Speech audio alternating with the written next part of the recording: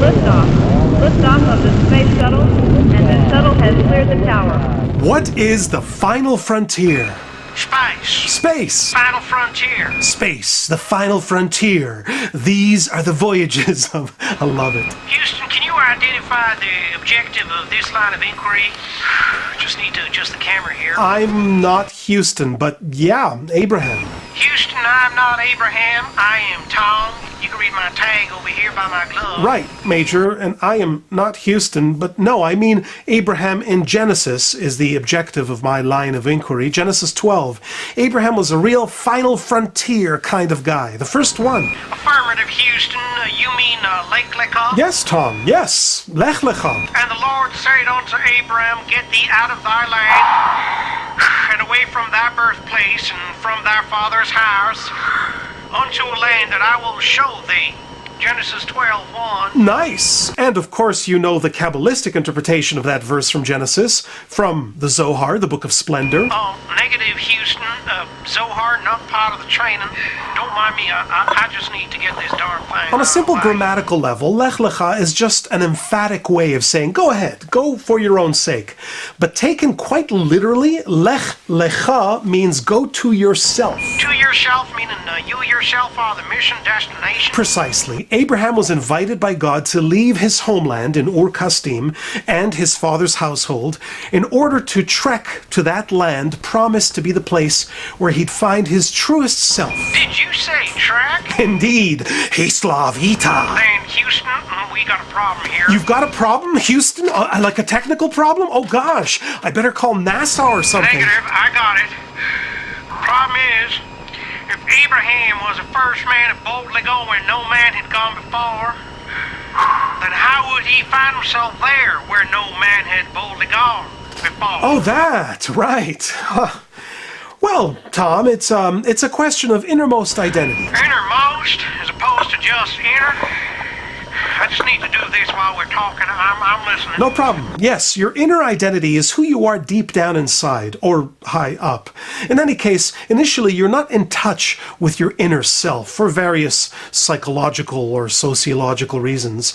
It's through acts of introspection that you become in touch with your inner self. You become familiar with who you really are. But not your innermost identity? Your innermost identity is something that you can only access by taking leave of everything that is familiar, by leaving your entire world on a trek to the final frontier of familiarity. Sounds like a mission for a highly trained trekker like Abraham. Not necessarily so elite. Abraham's going forth is actually exemplary. One small step for man, one giant leap for mankind. Hey, that's good. Is that yours, Tom? Neil. Neil, but you're Tom. Roger, Houston. I'm not Houston, Neil. Tom. Tom! Roger. Who's Roger? Break. Just a sec. I need to just, okay. So Abraham took one giant leap for mankind when he left Ur Kasdim. Abraham's path is now our path. Verify. Let's put it this way. Abraham's path traced the trajectory of each and every soul in its voyage from celestial birth to terrestrial maturity, and then back again to celestial maturity. Houston, that's a mouthful. Please use abbreviated procedure. Abbreviated procedure, okay. The soul originates in the metaphysical altitude that is characterized as a divine crown, Keter, which is basically God's will.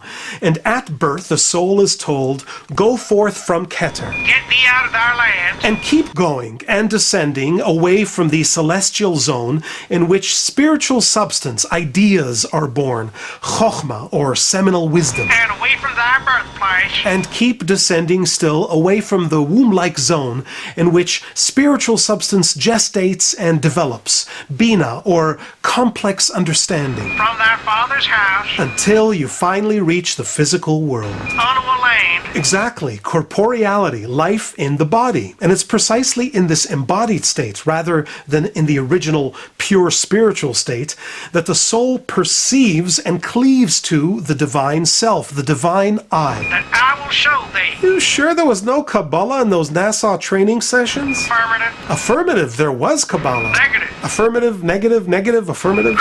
So let me get this straight, Houston. Just let me hook this on here.